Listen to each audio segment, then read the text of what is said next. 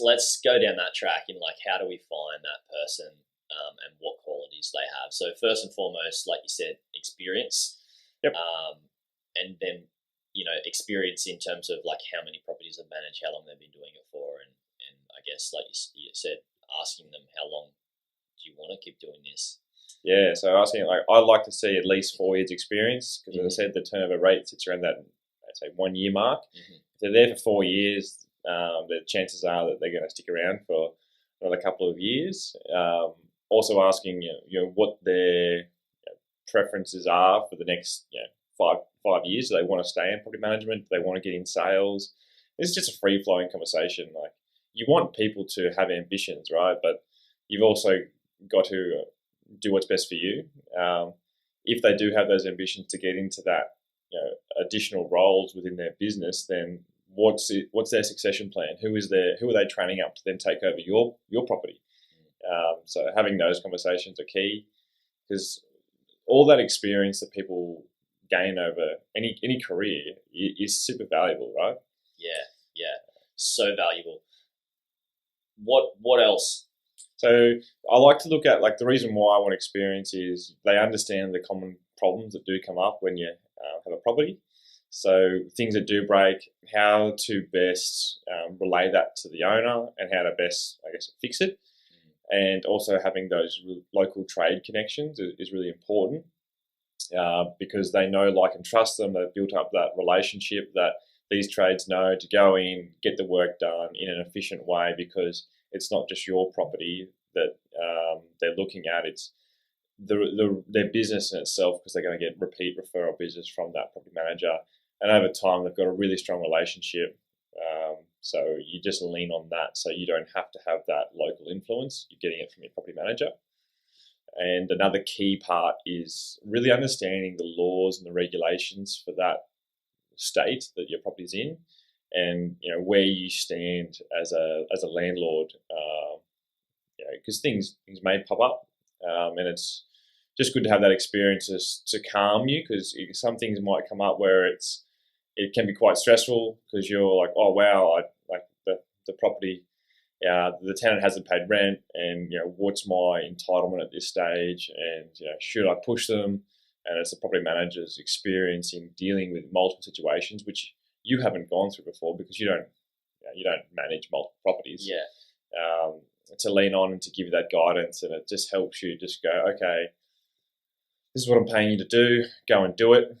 And it's a more seamless process. Whereas, if you don't have that experience, which I talk about, they're asking you because they're just really conscious of, I want to give great customer service because I'm new. I'm not sure. My boss might be too busy to give me these answers. So I'll ask you, and you tell me what you want. But that's not the right way of going about it because you're paying them to give you those options as you spoke about earlier. Yeah. I want to ask you about the local area and choosing, like, should you choose somebody that knows the local area? And if so, why? I'm pretty sure I'd know why, and most people may be thinking they know a few reasons why, but how important is it to choose the right person in the right location? Well, access to the property, and there's not too much of a drama for them to go out and see it. That's pretty key for me. And also, they're in the community themselves. So finding a property manager that knows what people are actually looking for in a property helps you make your property more desirable for future tenants, or if you need to relet it and things like that. Cool. So we find the right person in the right location with the experience and the knowledge in that space. Yeah, well, you want the local market expert, right? And when they're working in that location for a number of years, they know where rents are standing. They know that, there's heat in the market. Like at the moment, they would have seen the vacancy rate tightening, getting tighter and tighter, and therefore it's putting pressure on rents. They're going up. So they can feel that market out. You've also got to understand where that property manager comes from as well, in that they're dealing with the tenant directly. They've got a relationship with that tenant. They've also got a relationship with you who's paying their bills. They need to do what's best for you, not what's best for the tenant. But, for me personally, it's my asset. No one has more care than I do. And even when you're going for rent renewals, always just jump on realestate.com, jump in the rent section, and just have a look around for similar properties, what they're renting for, to provide evidence to your property manager and to yourself to say, hey, rent, it's you've advertised it at $500 a week. I can see comparables that sit at $530. So why? And there could be valid reasons. You're not there telling them what to do. You're just questioning. And also, you've got to take into account, if you do have a good tenant in place, is it worth losing a good tenant for $30 a week? Where if you were to get a new tenant in place, you're going to have to go and pay lease renewal fees, and you don't know who you're getting in bed with as a tenant in the future. Mm-hmm. And generally, it's 1 week of the rent that's lease renewal or finding a new tenant. So that cost needs to be baked into the back of your mind to say, well, yeah, I'll make an extra $30 a week, but I'll lose $500 for that 1 week to the manager for renewing the lease.